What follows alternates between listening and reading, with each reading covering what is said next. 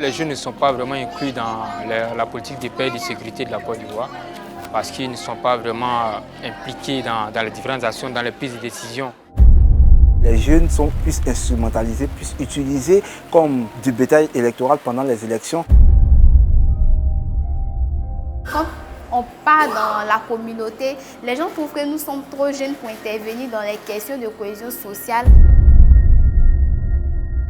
Il faille que les jeunes, comme les adultes, on peut dire les aînés, puissent se comprendre, puissent s'entendre. La chose qui est commune à nous tous, c'est la paix et la cohésion.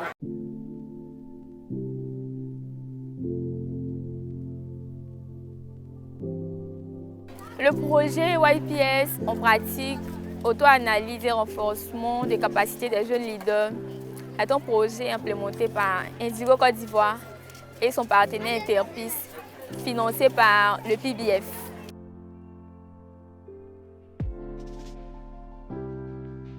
Je suis Trao Fousseni, mon initiative est au nom de l'AJUP, qui signifie l'Association des Jeunes Unis de Belleville, qui a été créée en 2012 à Belleville, dans la commune d'Aboubo. L'AJUP a mené en un premier temps des activités d'opération coup de balai.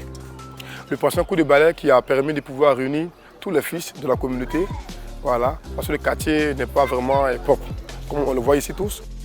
Le problème de cohésion sociale que l'AJUP va essayer de régler ici à Belleville, d'abord nos guerriers religieux même ne se parlaient pas, nos chefs communautaires n'étaient pas associés. La jeunesse aussi ne s'associait pas afin de pouvoir mener des activités ensemble, chacun était un peu réticent l'un envers l'autre. Cette initiative, c'était d'abord de créer un cadre d'échange entre les aînés et les cadets, créer un brassard communautaire entre même nos guerriers religieux, chefs communautaires et cette jeunesse-là engagée dans ce processus de dialogue démocratique. Aujourd'hui, à travers ce projet, nous, en tant que jeunes leaders, on arrive en fait à associer les jeunes de différents mondes, le monde du transport, du commerçant, élèves étudiants, brouteurs et même ex-combattants autour d'une table.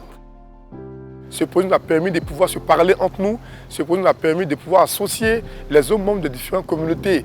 Et grâce à ce projet aujourd'hui, Belleville 1.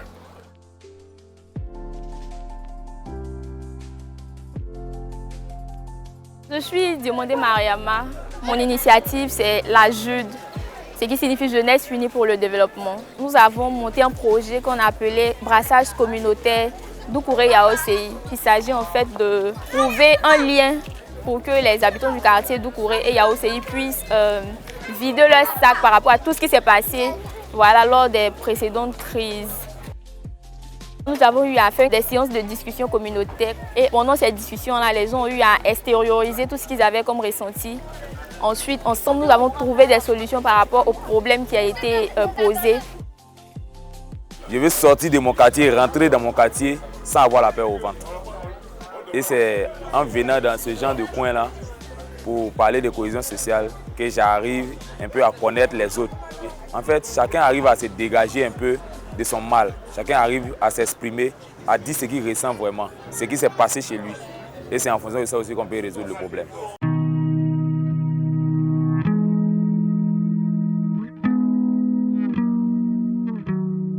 Parmi les recommandations de l'agenda YPS, il y a notamment le besoin de mettre les jeunes vraiment au cœur de la participation dans les actions de paix. Aussi d'avoir une approche préventive, donc pas attendre que la situation ait dégénéré pour impliquer les gens. Le projet YPS en pratique a pour objectif d'améliorer le leadership des jeunes sur les questions de paix et sécurité. Ce projet a été mené sur une période de 21 mois qui a consisté en fait, à faire une sélection de 8 initiatives composées de au moins 5 membres par initiative, donc une quarantaine de jeunes. Ce que Interpis et Indigo Côte d'Ivoire, son partenaire, ont cherché à faire avec ce projet, c'est vraiment de prendre un peu les préceptes et les recommandations de la résolution 2250 des Nations Unies, qui peut paraître assez théorique et assez haut perché, mais de les ramener à une réalité qui est très locale et à travers un projet très concret.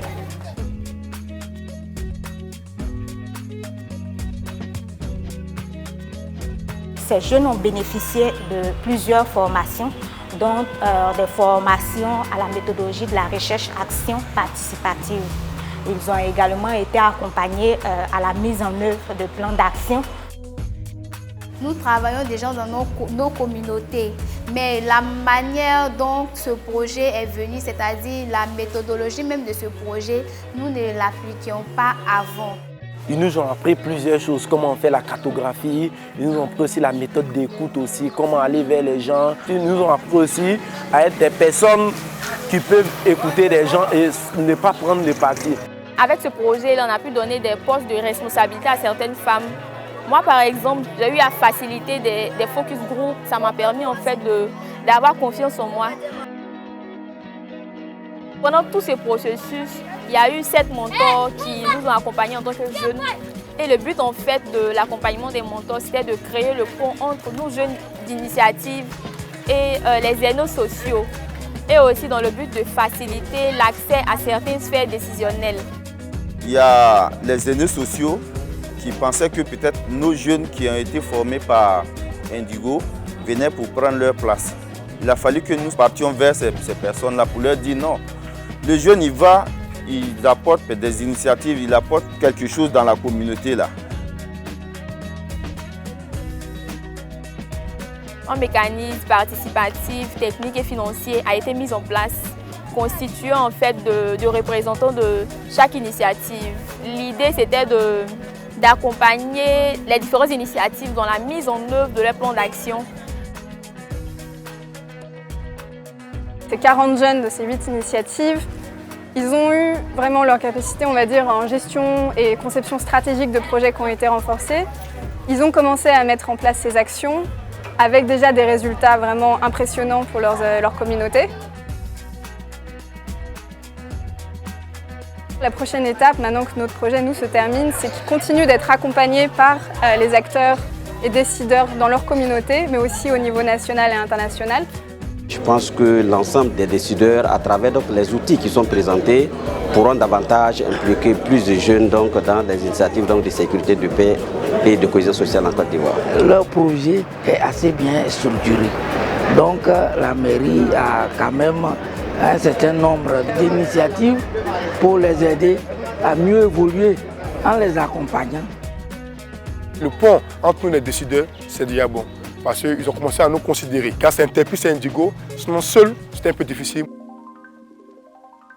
Nous sommes l'avenir de ce pays et c'est nous qui devons aussi décider de notre avenir en même temps. Il ne faudrait pas que certaines personnes décident à notre place. On veut sortir maintenant d'Abobo pour faire la promotion de notre initiative dans les autres communes d'Abobo.